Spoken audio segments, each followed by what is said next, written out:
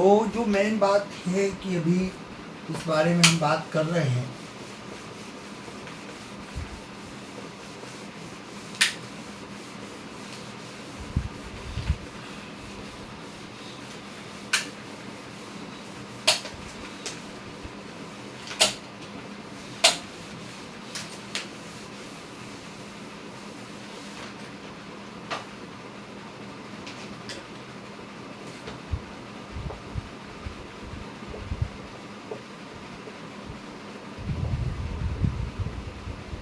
ठीक है। यहाँ जीडी क्यों बोला गया इसको? जीडी का मतलब है ग्राउंड ड्यूटी। क्या नाम है? Ground duty. ठीक है। तो मैं यही कह रहा था कि अभी ये एग्ज़ाम चलेगा लगभग ठीक है 45 दिन तक। तो आप लोग कर सकते हो, हमसे कांटेक्ट कर सकते हो टेस्ट सीरीज वगैरह के लिए, टेस्ट मॉक टेस्ट के लिए। ठीक है।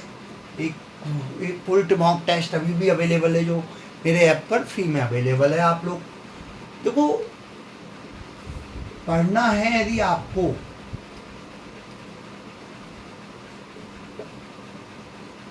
तो आपको ही पढ़ना है। ठीक है। हम एक गाइडेंस, अच्छा कुछ लोग बोलते हैं गाइडेंस नहीं होता, सब कुछ सेल्फ स्टडी होता है। चलो हम मान लेते सेल्फ स्टडी उनके लिए तो हो सकता है, कोई दिक्कत नहीं है, आप सेल्फ स्टडी करो, अच्छी बात, कोई दिक्कत नहीं। और सेल्फ स्टडी उनके लिए होता है जिनका कंप्रेंशन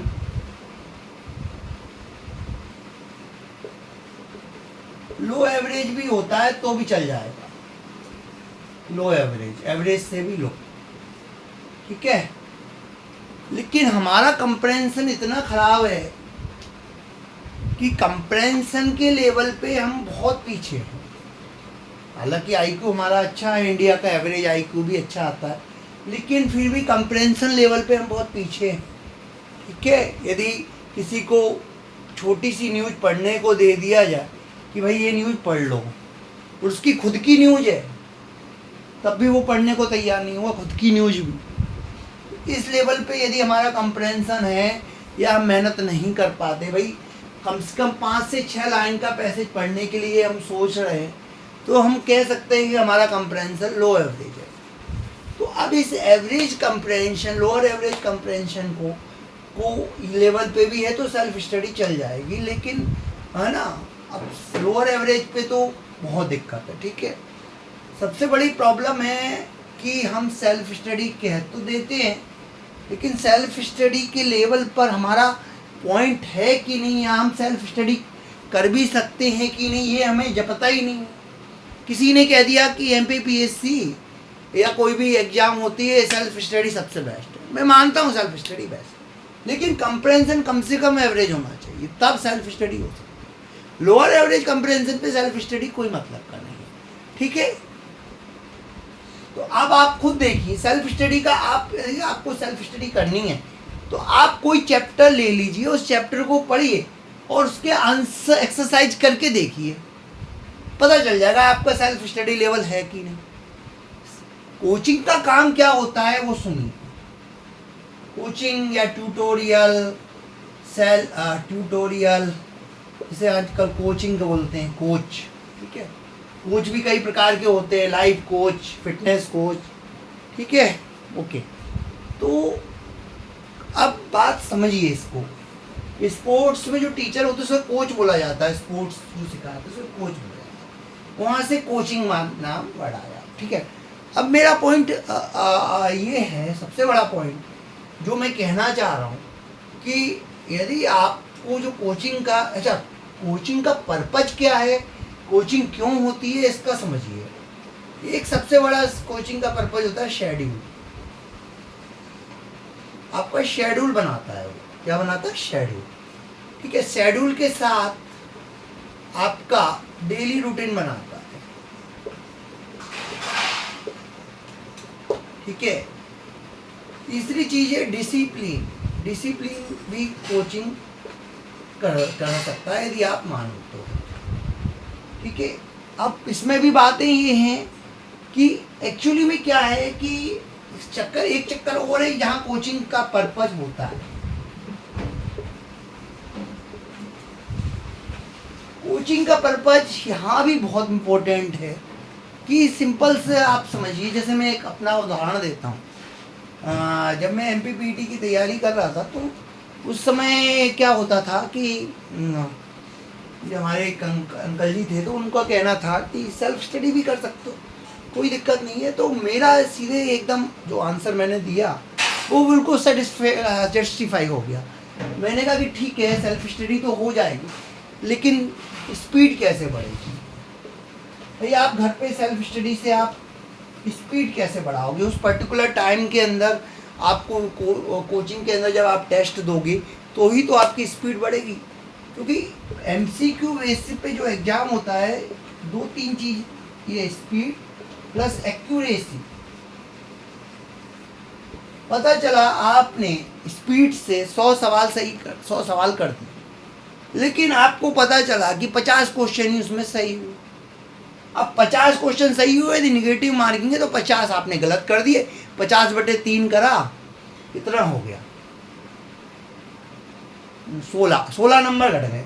यानी कि 50 नंबर में से यदि 100 क्वेश्चन है और एक क्वेश्चन 3 नंबर का है, 100 या 350 क्वेश्चन सही, 150 नंबर, 150 में से 16 नंबर और घटा दो, क्योंकि वो निगेटिव में आपने 50 कर दिए। ठीक है, 50 निगेटिव कर दिए, एक क्वेश्चन पे 1/3, तो 50 पे 16 हो गया, 16.5। ठीक है, तो ये कोचिंग का पॉइंट होता है। ठीक है, शेड्यूल बनाना, ठीक है, और डिसिप्लिन बनाना, डेली रूटीन बनाना, ये कोचिंग का मेन पॉइंट है। सबसे अच्छी बात पॉइंट ये है कि इस टाइप से ही कोचिंग काम करती। जैसे कि आप स्कूल जाते हैं, बहुत से लोग स्कूल डेली नहीं जाते। अब वो जो डेली स्कूल नहीं जाते वो क्या कोचिंग डेली जाएंगे? मुझे तो डाउट है। अब कोटा फैक्ट्री में जो बताया है वो तो कुछ और ही बताया है, और वही ड्रॉबैक बताया है कि वहाँ पे डमी स्कूल खुल गए हैं। ठीक है, तो अब एक पॉइंट और है इसमें, बहुत बड़ा पॉइंट, कि कोचिंग आपका शेड्यूल बनाएगा, डिसिप्लिन बनाएगा, डेली रूटीन बनाएगा। ठीक है, और एक चीज़ और होती है कि जैसे इंजीनियरिंग एंट्रेंस एग्जामिनेशन की आप तैयारी कर रहे हो, बुक्स वगैरह अवेलेबल रहती हैं कि, लेकिन इंजीनियरिंग एंट्रेंस एग्जामिनेशन या नीट के एग्जामिनेशन के जो क्वेश्चंस होते हैं, वो क्वेश्चंस को टैकल करना वो कोचिंग वाले बताएंगे। उसमें आप टेस्ट दोगे। ठीक है, उसके ऐसे ही यदि हम MP पुलिस कांस्टेबल की यदि हम बात करें तो MP पुलिस कांस्टेबल पे हम आते हैं। ठीक है,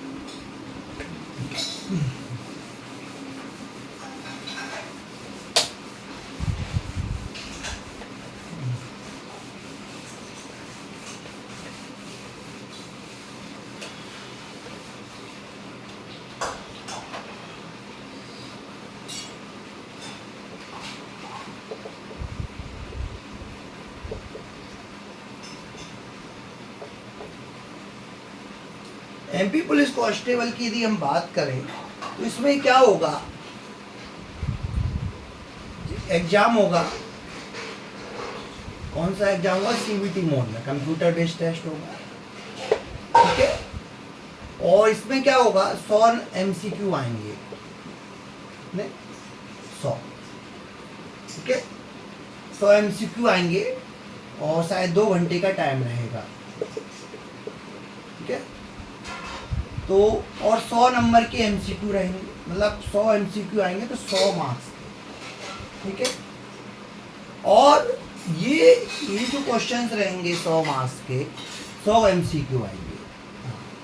अब हम इसके सब्जेक्ट देख लेते हैं कि सब्जेक्ट कौन कौन से हैं। ठीक है, सब्जेक्ट कौन कौन से, सेक्शन कौन कौन से हैं। एक सेक्शन इसमें रहेगा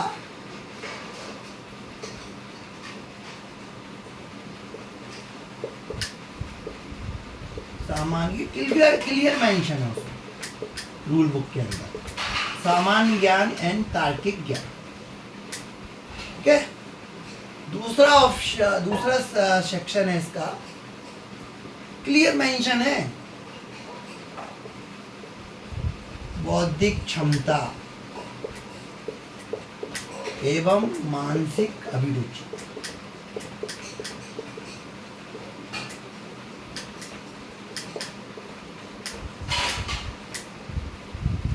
तीसरा सेक्शन है,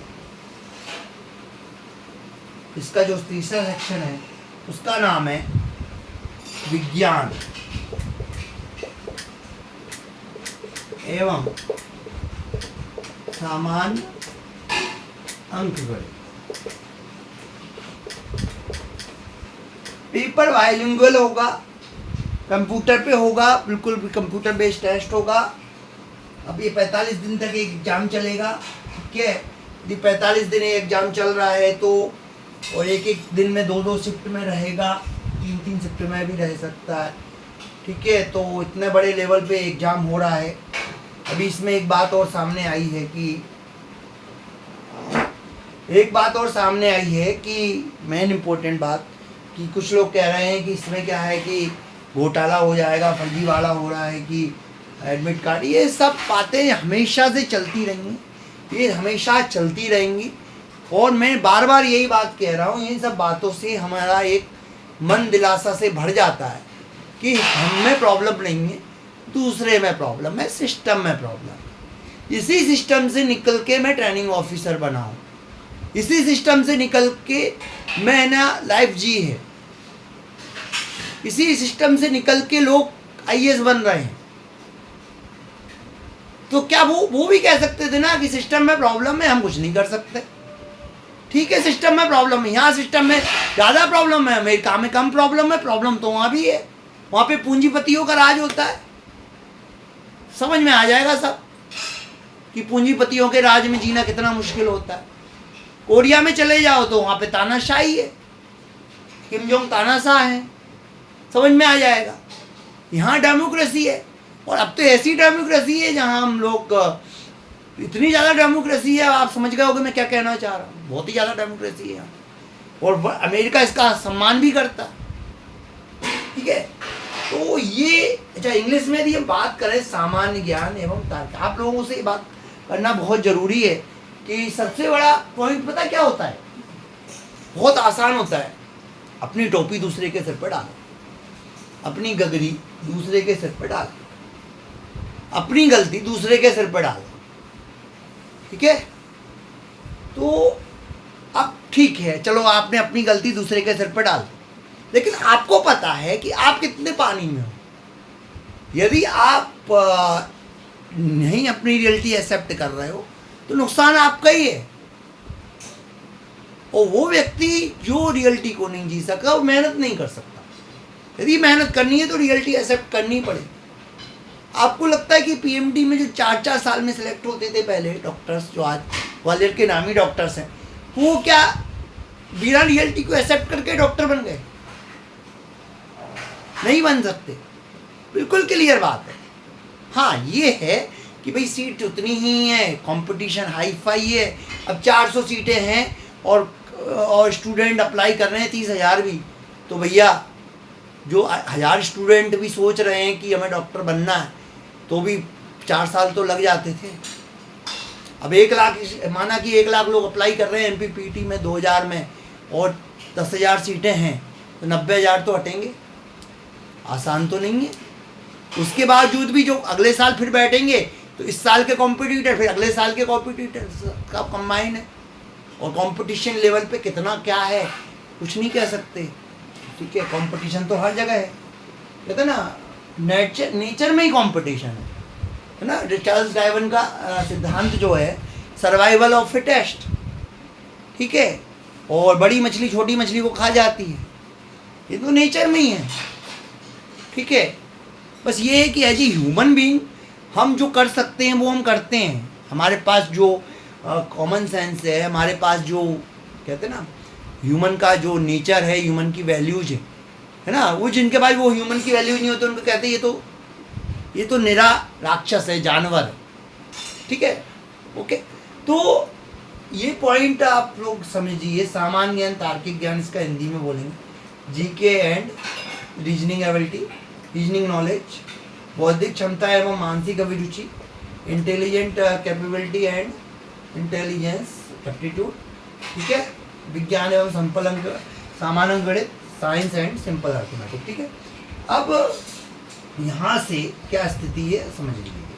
टोटल क्वेश्चन आ रहे हैं, 3 सेक्शन है, 100 क्वेश्चन है। सामान्य ज्ञान और तार्किक ज्ञान से क्वेश्चन आ रहे हैं 40, क्या।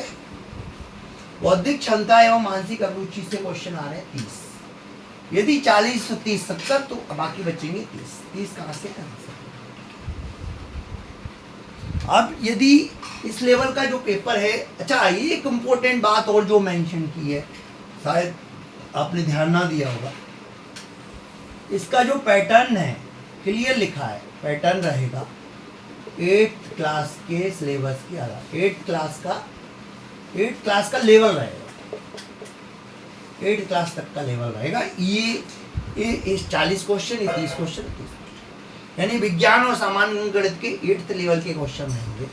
बौद्धिक क्षमता एवं मानसिक अभिरुचि के 8th लेवल के और सामान्य सिंपल क्वेश्चन रहेंगे, लेकिन जहाँ सिंपल होता है वो कट ऑफ हाई जाता है। ठीक है, 9.5 लाख लोग बैठ रहे हैं, उसमें से 7500 टोटल सीटें हैं, तो ये बात क्लियर है कि आसान नहीं है रहा। खुद सोचिए कितना पर सक्सेस रेट है। सक्सेस रेट कैसे निकालेंगे, निकालें।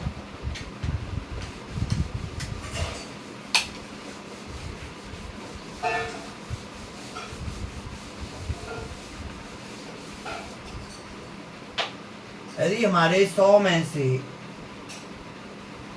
40 नंबर आते हैं तो 40 गुणा 100/100 यही होता है ना। इसी तरह तो हमें 40% होता है, ठीक है, यही इसका कंसेप्ट है। यही कंसेप्ट यहाँ लगाएंगे तो क्या होगा, 7500 इंटू 100, 9.5 लाख, 9.5 लाख।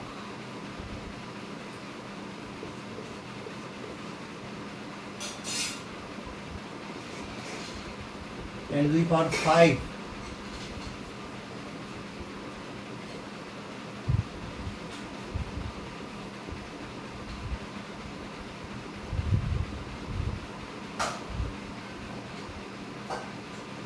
तो इस हिसाब से क्या हुआ, ये 10 to the power 2 है और ये 10 to the power 5 है, यानी 10 to the power -3।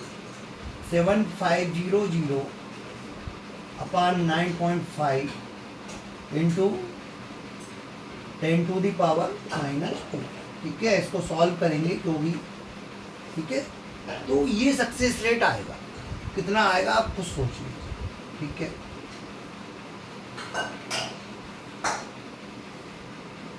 ये 10 to the power -2 है ना, यानी 1/100, 0.75।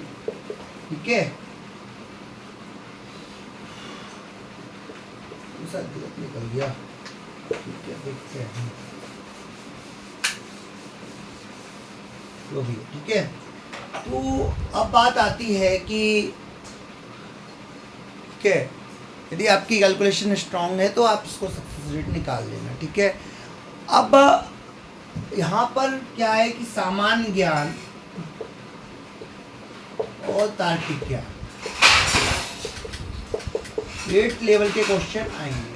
ठीक है, सोचो 45 दिन एग्जाम चलेगी और एक दिन में 2 शिफ्ट में एग्जाम होगी, और यदि हम सभी क्वेश्चन पेपर को डिस्टिंक्ट माने तो एक दिन में 2 एग्जाम हो रही हैं और 45 दिन में वे एग्ज़ाम चल रही है और डेली चल रही है 45 दिन, तो 90 पेपर सेट होंगे, 90 पेपर रहेंगे।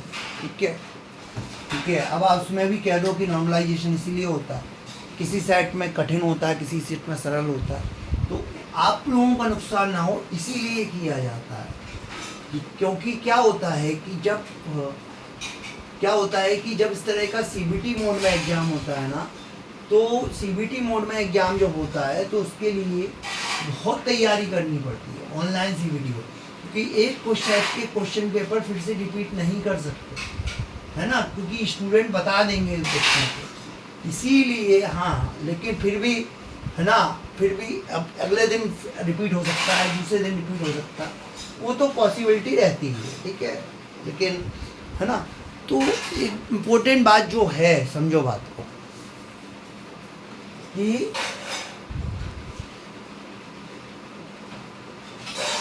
यदि 7500 सीटों में 9.5 लाख लोग अप्लाई कर रहे हैं और माना कि 8 लाख लोग भी एग्ज़ाम देने जा रहे हैं, तो 8 लाख में से 7500 सिलेक्ट होने हैं।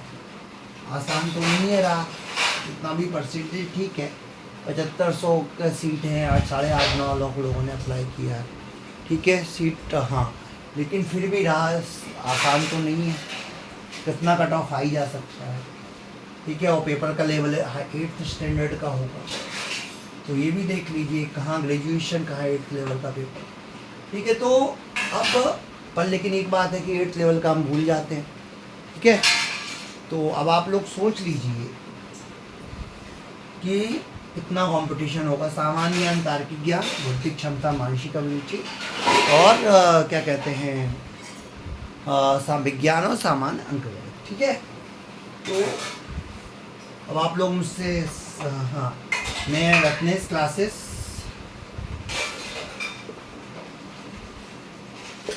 प्ले स्टोर पर है, गूगल पर, ठीक है। और रत्नेश CS यूट्यूब पर हैं, रत्नेश CS इंस्टा पे भी हैं, ठीक है। रत्नेश गुप्ता फेसबुक पे भी हैं। जैसे भी आपको कांटेक्ट करना हो, ठीक है, आप मुझसे कर सकते हैं। एक एजुकेटर और मेंटर की तरह मैं इंडिया में अवेलेबल हूँ, ठीक है। तो अब बात आती है कि थोड़ा सा हम अभी एग्जाम पैटर्न के क्वेश्चंस और देख लेते हैं, ठीक है।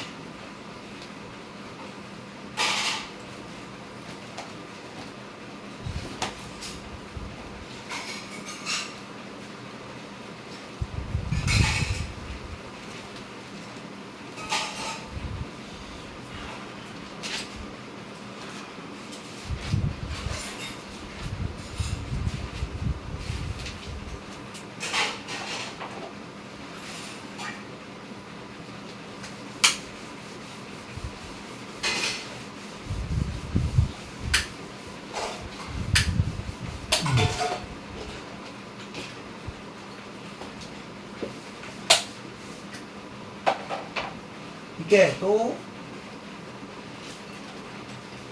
अच्छा, जो लोग सीरियस कैंडिडेट हैं, अच्छे से तैयारी करके अपनी के कांस्टेबल का एग्ज़ाम दे रहे हैं, वो लोग मुझसे जल्दी से जल्दी कांटेक्ट कर लें। और मेरा ऐप तो है ही, ऐप पर मॉक टेस्ट भी अवेलेबल है पूरा 100 क्वेश्चन का, आप लोग उसको अटैम्प्ट कर सकते हैं और लोगों को शेयर कर सकते हैं। फ्री है, पूरी तरह से फ्री है, ठीक है। तो अभी जैसे कि जनरल नॉलेज रीजनिंग के क्वेश्चंस रहेंगे, ठीक है। इसके बाद है ना, बौद्धिक क्षमता, मानसिक अभिरुचि क्वेश्चन रहेंगे, ठीक है। इसके अलावा विज्ञान और सामान्य अंकगणित के क्वेश्चन रहेंगे। तो इस तरह से थोड़ा सा इसके बारे में हम देख लेते हैं कि क्या सिलेबस हो सकता है, छोटा सा कि सामान्य ज्ञान में क्या रहेगा।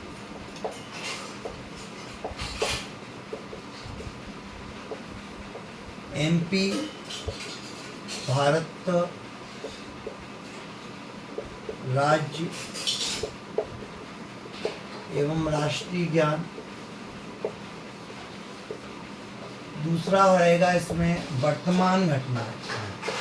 करंट अफेयर से भी 8th लेवल के क्वेश्चन बनते हैं, जैसे कि अभी पूछा जाए कि अभी भारत के वित्त मंत्री कौन, तो 8th लेवल का क्वेश्चन है, भारत के वित्त मंत्री कौन है, PM कौन है, राष्ट्रपति कौन है, वो क्या कहते हैं सुप्रीम कोर्ट के चीफ जस्टिस कौन है। तो ये क्वेश्चन 8th लेवल के हैं, पर सिंपल है, पर करंट के। तो करंट के सिंपल क्वेश्चन ऐसे होते हैं, ठीक है, डायरेक्ट रिकॉल बेस। कैसे? Recall base. तीसरा चीज़ इसमें जो है वो है इतिहास, यानी SST, भूगोल, विज्ञान, उसमें विज्ञान भी आता, खेल और संस्कृति। ये बात क्लियर है कि सामान्य ज्ञान से 20 क्वेश्चन आएंगे, और 20 क्वेश्चन यदि ये 3 सेक्शन हम मान लें तो 6 क्वेश्चन हम कह सकते हैं, ठीक है। तो आप लोग बढ़िया तैयारी कर सकते हैं, मेरे ऐप के थ्रू मॉक टेस्ट अवेलेबल है मेरे ऐप पर, ठीक है। आप लोग बिल्कुल सीरियस कैंडिडेट की तरह तैयारी कर सकते हैं, मेरे से कांटेक्ट कर सकते हैं। फुल टेस्ट सीरीज भी रहेगा, पूरा ये सामान्य ज्ञान, तार्किक ज्ञान का पूरा एक अलग पेपर, बौद्धिक क्षमता, मानसिक अभिरुचि का अलग पेपर, और विज्ञान और सरल अंकगणित का एक पेपर। देखो, किसी भी चीज़ के लिए मेहनत करनी पड़ती है, और एक बात और इम्पोर्टेंट होती है कि आप यदि कोई काम कर रहे हो तो करोगे तभी होगा, सोचने से नहीं होगा। हाँ, लेकिन सोचेंगे तभी करेंगे, ये बात भी सही है, लेकिन पॉइंट तो यही है कि करने से होगा। सोचोगे फिर करोगे, ये साइंटिफिक वो है, क्या कहते हैं, साइंटिफिक मेथड। ठीक है, तो सोचोगे मतलब एनालाइज करोगे, कुछ तो सोचोगे, थिंक करोगे। ठीक है, तो ये ये सामान्य ज्ञान की हमने बात की। ठीक है,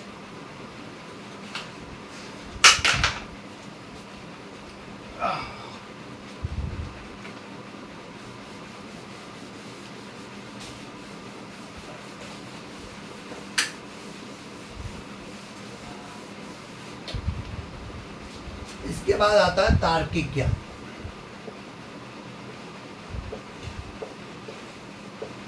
तार्किक ज्ञान, इसको सीधे बोलते हैं रीजनिंग। ठीक है, तार्किक मतलब इसमें कौन कौन से टाइप के क्वेश्चन आते हैं, इससे लिखा है संख्या और शब्द श्रृंखला। ठीक है, दूसरा है कोडिंग डिकोडिंग, कोडिंग और डिकोडिंग।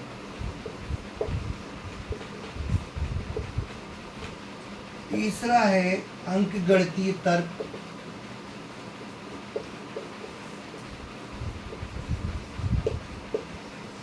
प्रतिशत, अनुपात। ठीक है, ये सिंपल से 8th लेवल के क्वेश्चन हो सकते हैं कि 200 का 40% कितना है।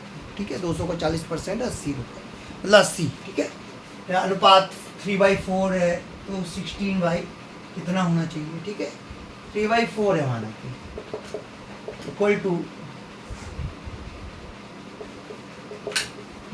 इस टाइप के क्वेश्चन हो सकते हैं। 3/4 है तो ये 12 है, ये तो ये होगा 16। ठीक है, नहीं, हाँ,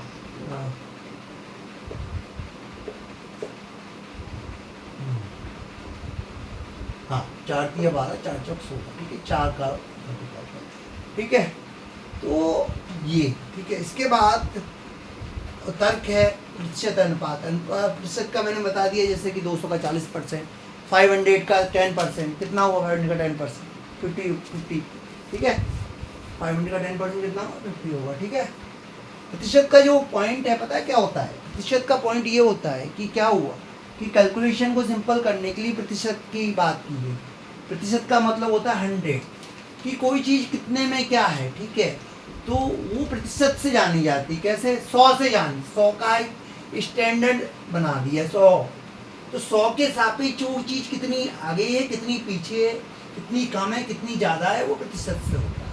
100 का 40% 40 हो गया। ठीक है, अभी 200 का 40%, जैसे 100 का 40% कितना हो रहा है 40, तो 200 का 40% 80 होगा। कैसे, समझ रहे हो। तो इसके बाद चौथा नॉन वर्बल रीजनिंग है, पैटर्न और आकृति श्रृंखला। ठीक है, और पांचवा है निर्णय और समस्या समाधान।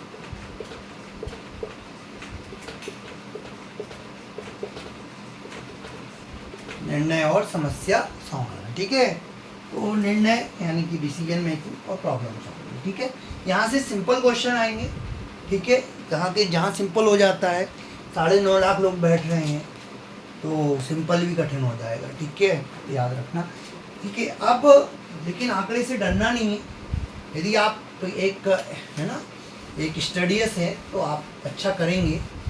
बस देखो, कंपटीशन का यही होता है कि मेन पॉइंट ये है कि भाई क्या होता है कि जैसे कई जगह क्या होता है, कोई एग्ज़ाम है, लेकिन एग्ज़ाम में भी आप ऐसा कर सकते हैं ना कि कोई टेस्ट दो, आप अपने आप से स्टैंडर्ड बना लो कि हमें इस टेस्ट में इतना स्कोर करना। ठीक है, बाकी तो फिर ठीक है, लेकिन यदि आप कोई मॉक टेस्ट दे रहे हो, अब मॉक टेस्ट की डिफ़िकल्टी के आधार पे भी होता है। ठीक है, एक जनरल मॉक टेस्ट यदि दे रहे हो और आप 70 to 80% स्कोर कर रहे हो, तो ये मान के चलिए आप है ना किसी भी एग्ज़ाम में, फाइनल एग्ज़ाम में बहुत अच्छा करेंगे। तो जब आप मॉक टेस्ट दें तो आप एक स्टैंडर्ड बना लीजिए कि हमें इतना स्कोर करना। अब इतना स्कोर नहीं हो पा रहा है तो उसको बढ़ाइए, बस यही यही सिंपल सा फंडा, इसके अलावा कोई फंडा ही नहीं। ठीक है, अब अगला पॉइंट आता है बौद्धिक क्षमता, मतलब दूसरा सेक्शन है बौद्धिक क्षमता। मतलब एक सेक्शन है उसके सामान्य ज्ञान तार्किक ज्ञान, इसके बाद बौद्धिक क्षमता मानसिक अभिरुचि, तो बौद्धिक क्षमता की हम बात कर रहे हैं। ठीक है, तो तीसरा बोल सकते हैं या 2.1 बोल सकते हैं। ठीक है, तो इसके लिए क्या रहेगा, क्या क्या है बौद्धिक क्षमता में? तार्किक सोच, जो रीजनिंग के क्वेश्चन है तार्किक ज्ञान के, वो यहाँ पे भी हो सकते हैं। ठीक है, तार्किक सोच, संख्या श्रृंखला,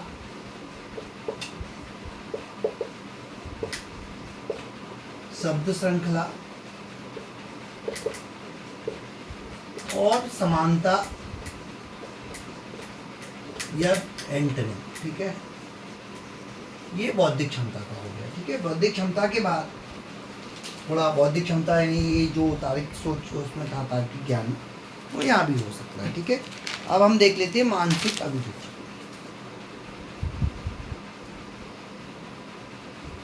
यहाँ पे ये तो हो गया, तार्किक सोच हो गया। अच्छा, इसमें मानसिक गणना भी हो सकता है, मानसिक गणना। ठीक है, मानसिक गणना अनुपात, प्रतिशत, लाभ, हानि, औसत, सरल और मिश्रित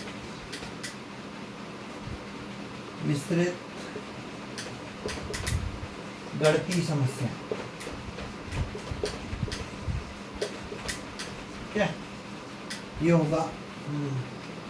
इसके बाद अब इसमें क्लियर बेंच। ठीक है, इसके बाद आगे देखते हैं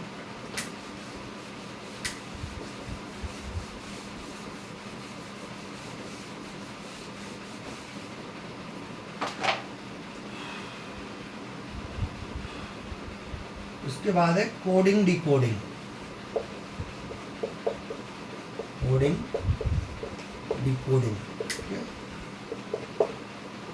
कोडिंग। इसके बाद है निर्णय और समस्या समाधान।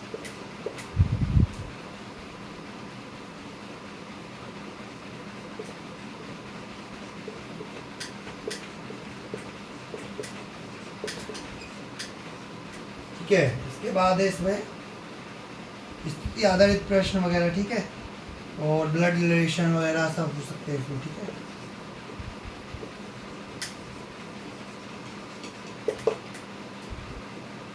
डायरेक्शन।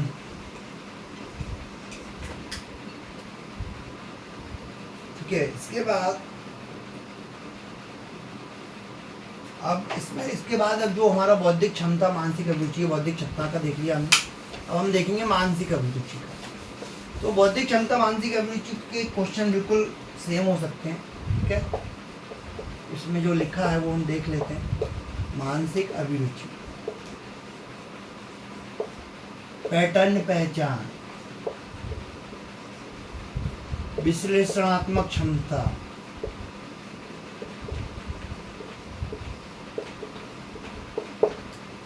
स्मृति और ध्यान। ठीक है, ये क्या होते हैं इसको हम देखेंगे। हाँ, अभी इसको थोड़ा सा देख लेते। ठीक है, इसमें जो तार्किक ज्ञान के हैं या फिर बौद्धिक क्षमता के क्वेश्चन इसमें रिपीट हो सकते हैं। ठीक है, ऐसा ये मॉक टेस्ट में दिखा है। ठीक है, तो इसके बाद हम आगे देखते हैं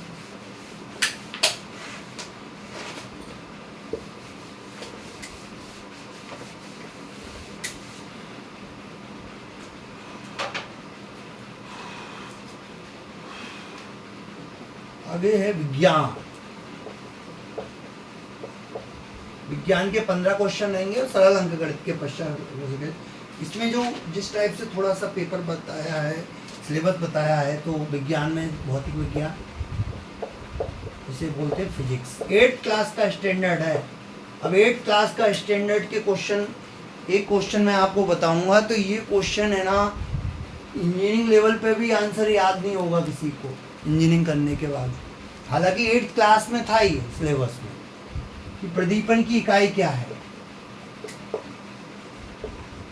प्रदीपन की इकाई ये होती है लक्स। 8th क्लास में पढ़ा था, ठीक है। फिर 11th 12th में भी रहता है लक्स, लेकिन बस प्रदीपन की इकाई लक्स होती है, ठीक है।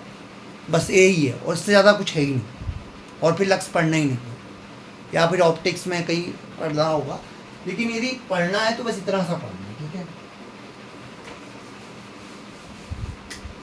कठोरता नापने की इकाई होती है मोहर, कोई स्केल होती है मोहर स्केल। अब वो मोहर स्केल 8th क्लास में थी, ठीक है। मोहर स्केल 8th क्लास में। अब बताओ, ठीक है।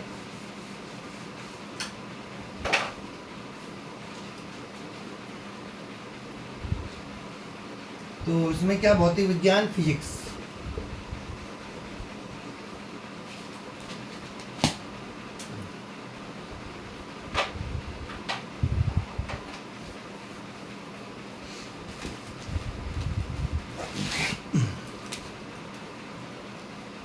फिजिक्स में गति, बल, काल, ऊर्जा, 8.1 गति, बल, कार्य, ऊर्जा, घर्षण।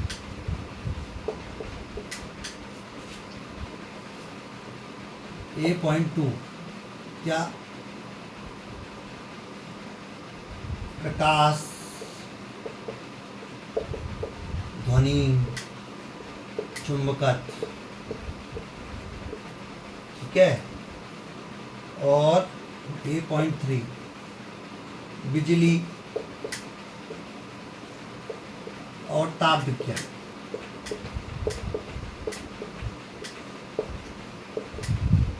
ठीक है, तो ये फिजिक्स है, ठीक है। 8th लेवल का फिजिक्स आएगा, सिंपल क्वेश्चन आएंगे, लेकिन वही सिंपल क्वेश्चन करोड़पति में आते हैं, डॉक्टर लोग तक आंसर नहीं दे सकते। 8th लेवल के क्वेश्चन क्या है कि मैग्नेटिज्म में जो क्वेश्चन होता है, माना कि चुंबकीय तीव्रता, फ्लक्स का जो यूनिट क्या होता है, ठीक है, फ्लक्स का यूनिट होता है वेबर, ठीक है। तो इस तरह के क्वेश्चंस करोड़पति में भी आते हैं, और डॉक्टर्स तक जो डॉक्टर की पढ़ाई कर लेते, सब पढ़ लेते, भूल जाते हैं बाद में। तो मेहनत और रिवीजन भी बहुत ज़रूरी है अपनी स्टडी को कंटिन्यूटी बनाने के लिए कंपटीशन में, ठीक है। तो ये एक एग्जांपल मैं दे रहा हूँ, ठीक है। तो इस तरह से भौतिक विज्ञान का सिलेबस हम देख सकते हैं। और वैसे भी भौतिक विज्ञान का सिलेबस कई बार MP टेट वगैरह में मेंशन किया हुआ है, माध्यमिक से के बाद पत्र परीक्षा के अंदर मेंशन किया, हर जगह मेंशन किया, ठीक है, कि फिजिक्स का सिलेबस क्या है। ये 8th लेवल का सिलेबस हम कह सकते हैं, और 8th लेवल पे ये सब हमने पढ़ा हुआ है। यदि हम बात करें, प्रकाश हमने 8th में पढ़ा है, ध्वनि भी हमने 8th में पढ़ी है, चुंबकत्व भी 8th में पढ़ा है, ठीक है। ये सब चीज़ें 6, 7, 8 में हम पढ़ चुके हैं। और यहाँ से सिंपल क्वेश्चन घर्षण।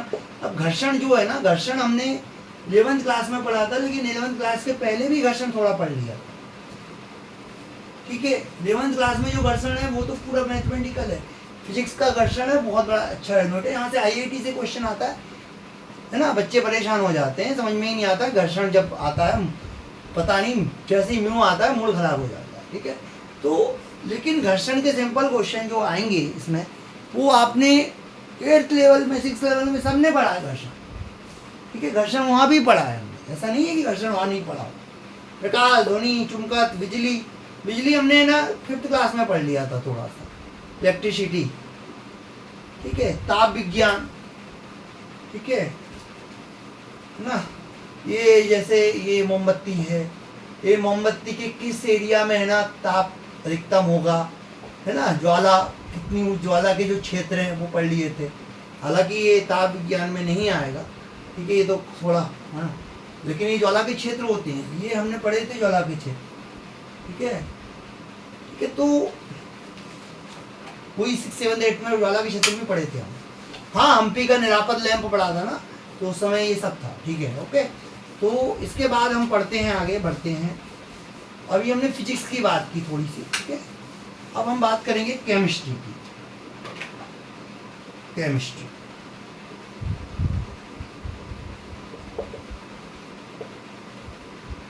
केमिस्ट्री में जिससे केमिस्ट्री का हम उसको A कहा था, तो उसको B बोलते हैं, है ना। B.1 मूलभूत रसायन तत्व,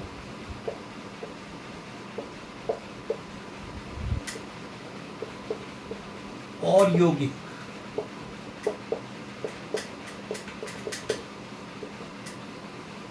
V.2 अम्ल, क्षार और लवण। ठीक है, V.2 अम्ल, क्षार, लवण। ठीक है, अम्ल क्षार के लिए अम्ल का क्या होता है, क्वेश्चन यहाँ से आता है अम्ल क्षार लवण से, पता है ये क्वेश्चन आता है, हमेशा ही आता है, पीटी पीएमटी तक में आता है क्वेश्चन, अम्ल क्या करता है। ठीक है, तो मैंने एक थोड़ा सा एक ट्रिक बनाया अम्ल का, अनीला, आ से अम्ल और नी से नीला। ठीक है, अनीला कर दिया उसको। यदि अम्ल नीला कर रहा है तो क्षार लिटमस पेपर को क्या करेगा, लाल। तो अम्ल क्या करेगा, लाल से नीला करेगा, तो क्षार करेगा लाल, मतलब अम्ल है ना लाल से नीला करेगा, तो क्षार क्या करेगा, नीले से लाल। ठीक है, तो इससे याद रखना है, क्योंकि मुझे भी कंफ्यूजन होता था, तो मैंने एक ट्रिक बना लिया अनीला, कि अम्ल नीले से लाल से नीला करेगा तो क्षार नीले से लाल करेगा। ठीक है, यहाँ पे अम्ल, क्षार, लवण। लवण में पता है, लवण मतलब सॉल्ट, और सॉल्ट मतलब टाटा सॉल्ट। ठीक है, सॉल्ट, टाटा सॉल्ट, टाटा कम ब्रांड है तो सॉल्ट ही। सॉल्ट बहुत सारे सॉल्ट होते हैं। ठीक है, आप कमेंट सेक्शन में मुझे सॉल्ट बता सकते हैं। इसके बाद B.3 यदि हम कहें रोजमर्रा के यानी डेली यूज के रासायनिक प्रयोग,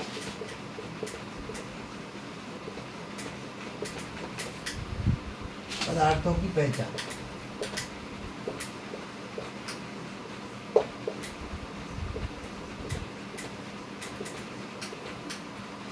अच्छा, एक कोई जो भी एंट्रेंस एग्जाम होते हैं, जैसे इंजीनियरिंग का जी का या मेडिकल का नीट का, या कोई भी एंट्रेंस एग्जाम होते हैं किसी भी कोर्स के, प्रोफेशनल कोर्स के, तो उन कोर्स के जो एग्ज़ाम होते हैं, तो आपको किस बेस पे काम करते हैं कि कोई भी चीज़ हम पढ़ रहे हैं उसका एप्लीकेशन होता है, उस एप्लीकेशन को सोसाइटी में अप्लाइड करते हैं, और वो सोसाइटी में अप्लाइड करते हैं और उसको फिर रिसर्च फॉर्म में काम करते हैं। सिंपल सी बात है, कोई कंपनी आपको क्यों लेगी, आप जैसे आप अच्छे इंजीनियर बन गए, आपका प्लेसमेंट हो रहा है, एक टाइम पर प्लेसमेंट सिनेरियो आया था। ठीक है, तो प्लेसमेंट सिनेरियो क्यों आया था, कैसे हुआ था, और भी एकदम आईआईटी की डिमांड कैसे हो गई थी, कोटा कैसे डेवलप हो गया था, इस बारे में हम बात कर सकते हैं। ठीक है, इसके बाद है ना, बात नहीं से समझ लीजिए, हर चीज़ की एक एप्लीकेशन होती है, उन एप्लीकेशन को में रिसर्च होती है, उस रिसर्च के बेस पे आप है ना कुछ काम करते हैं, और उस काम का चूँकि सोसाइटी में एप्लीकेबल होता है, तो वो जो कंपनी है वो सोसाइटी के एप्लीकेबल रिसर्च को सोसाइटी में यूज करती है और अपनी कंपनी चलाती है। ठीक है, ओके, तो ये पॉइंट मैं छोटा सा एक पॉइंट बता रहा था। ठीक है, अब हम बात करते हैं, यहाँ से क्वेश्चन विज्ञान से 15 क्वेश्चन आएंगे, फिजिक्स, केमिस्ट्री या जो भी मैं बता रहा हूँ। ठीक है, तो ये भी अब कोई कहे कि सिलेबस, देखो भाई सिंपल सी बात सुनो, जो कुछ लोग कह रहे हैं कि सिलेबस बहुत ज़्यादा होता है यूपीएससी का, एमपीपीएससी का पढ़ाने का। ठीक है, लेकिन यदि हम बात करें, जिस एज में बच्चा रहता है, बच्चा एलकेजी यूकेजी में पढ़ता है, इवन नर्सरी में भी पढ़ता है, उस समय उसका जो सिलेबस होता है ना, आप देखोगे ना, वो भी सिलेबस कोई कम नहीं होता उस एज के हिसाब से। यदि उसको पढ़ना है ना, तो अपनी खेल कूद जो है ना, वो घूमता है, इधर उधर बात करता है, पता चला नाना के जा रहा, नानी के जा रहा। ठीक है, ओके, सब चलेगा, लेकिन उस समय की उम्र में भी वो सिलेबस कम नहीं होता। ठीक है, A to Z तक पूरा अल्फ़ाबेट होता है, 1 से लेके 100 तक गिनती होती है। ठीक है, इसके अलावा भी कुछ और होते हैं। ठीक है, पशु पक्षी का ज्ञान, फलाना दिखाना, और भी हो सकता है। ठीक है, तो ये A से Z तक की जो तुमने जब तुमने A से Z तक अल्फ़ाबेट रटे होंगे, कुछ सोचो कि कैसे मुश्किल से रटे होंगे, बीच में भूल भी जाते होंगे। और अब यदि उस हिसाब से देखो, सबसे बड़ी बात ये है कि आप जिस भी क्लास में हैं उसको माध्यमिक बोला जाता है, फिर हायर सेकेंडरी बोला जाता है, फिर 10+2+3 चलता था, 10+3+4 आया, या अब नया कंसेप्ट आया है, जो भी है। ठीक है, तो इनका भी कंसेप्ट है, इस बारे में तो बहुत सारी बात हो सकती है, अभी इस बारे में हम बात नहीं करेंगे। इतना सा समझ लीजिए, जो लोग कहते हैं कि सिलेबस बहुत ज़्यादा है या बहुत कुछ पढ़ना है, भाई ठीक है, आप जब भी जिस भी क्लास में रहे हो, जिस समय भी रहे हो, उस समय भी सिलेबस कोई कम नहीं था, इस बात को याद रखो आप। उस समय जो पढ़ता था बच्चा, मैं एक बात बता रहा हूँ, 8th 10th तक का एवरेज बच्चा भी, 8th 9th का एवरेज बच्चा भी 10th क्लास में अच्छा कर सकता है यदि वो अपने को डिसिप्लिन रख ले। बस एज इतनी है, एज ऐसी है 10th क्लास की एज ही, एज खतरनाक है, सबसे बड़ा प्रॉब्लम ये है। नहीं तो मैं बता रहा हूँ 8th और 9th में जितनी मेहनत करते हैं उससे कम मेहनत में 10th में अच्छा स्कोर आ सकता है, बिल्कुल आ सकता है, उससे कम मेहनत में, लेकिन वो एज खतरनाक है। समझे बात को? ठीक है, तो अब आप बात करते हैं जीव विज्ञान की। तो यार आप सोचो कि 15 क्वेश्चन आने हैं, इतना सारा सिलेबस है ना, लेकिन ये है कि एक सिलेबस आपको दूसरी जगह काम में देगा, ये एक जनरल विज्ञान का सिलेबस आपको हर जगह काम में देगा यदि आप उसको पढ़ लोगे तो। ठीक है, मानव शरीर और अंग प्रणालियाँ, मानव शरीर अंग प्रणालियाँ, ठीक है, मानव शरीर अंग प्रणाली, ये पीजी तक पढ़ते हैं इसमें सिलेबस। यदि मैं 8th क्लास की बात करूं, ये हम पढ़ते आ रहे हैं शुरू से, 5th क्लास से 6th क्लास से पढ़ते आ रहे हैं, 4th में भी पढ़ा होगा, ठीक है, और ये पीजी तक पढ़ते हैं, पीजी का पीएचडी तक पढ़ते हैं जो मेडिकल की पीएचडी करते हैं भाई। बस ये है कि डिटेलिंग हो जाता है, रिसर्च हो जाती है, लेकिन आप सिंपल सी बात है, आपने पढ़ लिया कि विटामिन सी का नाम होता है ascorbic acid, ascorbic acid vitamin C, और विटामिन सी से जो रोग होता है कमी से, उसे बोलते हैं स्कर्वी। ठीक है मैंने पीजी का क्वेश्चन देखा है, विटामिन सी कौन सा एंजाइम जो एंजाइम होता है या विटामिन सी काम करता है, ये 4 ऑप्शन दे दिए, वो 4 ऑप्शन के नाम तक नहीं सुने थे मैंने। ठीक है, क्वेश्चन विटामिन सी से है, पीजी में क्वेश्चन आया विटामिन सी का, अभी अच्छे अच्छे डॉक्टर्स उसका सॉल्यूशन नहीं निकाल पाएंगे, भूल गए होंगे।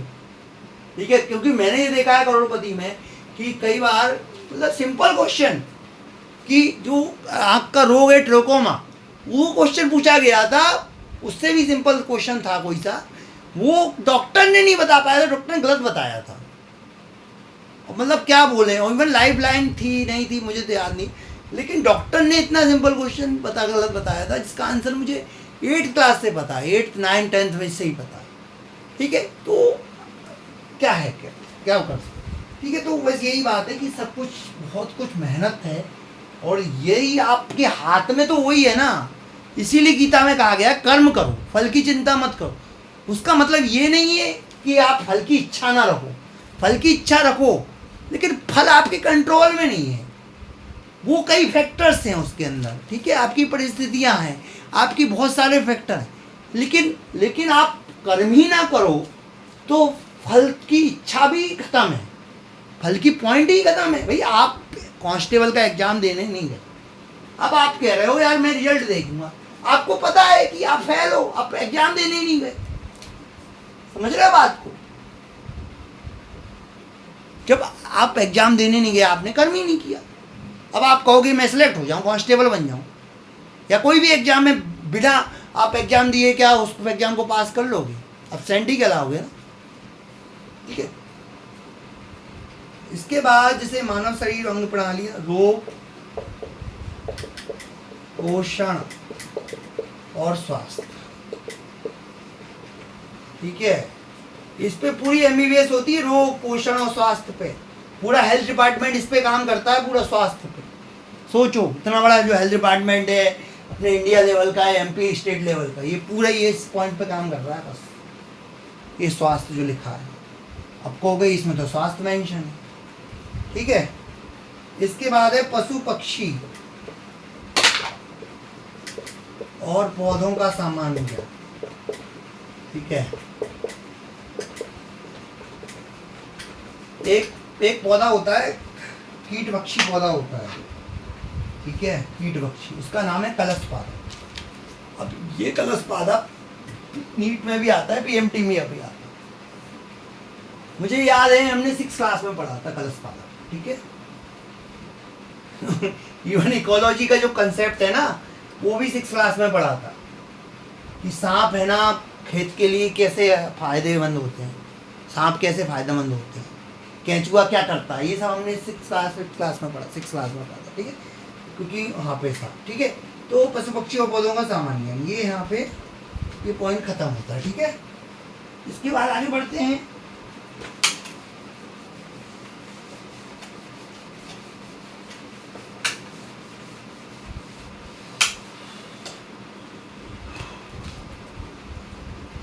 पर्यावरण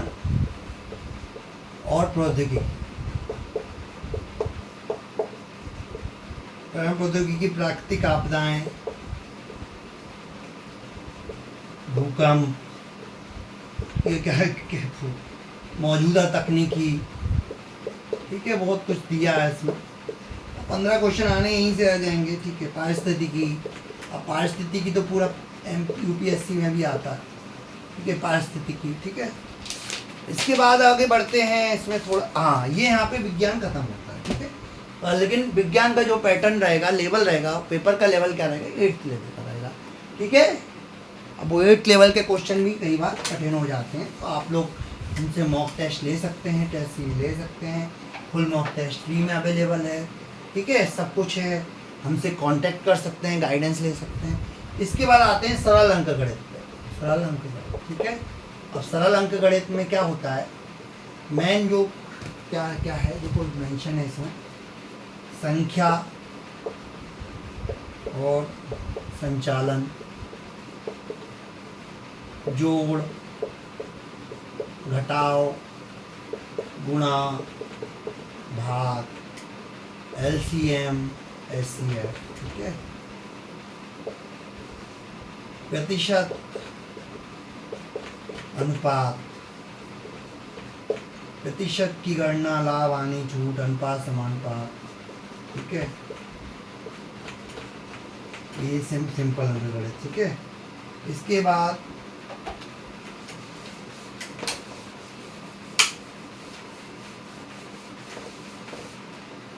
औसत और समय का,